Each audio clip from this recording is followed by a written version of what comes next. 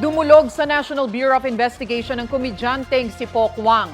Yan ay para ireklamo ang promotor ng paggamit sa kanyang bahay sa Antipolo City na anyay o sa anyay staycation scam. Sumbong ni Poc Wang, ginamit ng scammer ang address at pinned location ng kanyang bahay para makapag-alok ng staycation online. Mula Disyembre hanggang nitong mga nakalipas na araw umano, 3 hanggang 5 tao ang nagpupunta sa kanilang bahay sa pag-aakalang na-book nila ito bilang staycation resort kaya nagbayad sila ng down payment. Pero peke ang alok at posible umanong nakakakuha ng hanggang 200,000 pesos kada linggo ang scammer.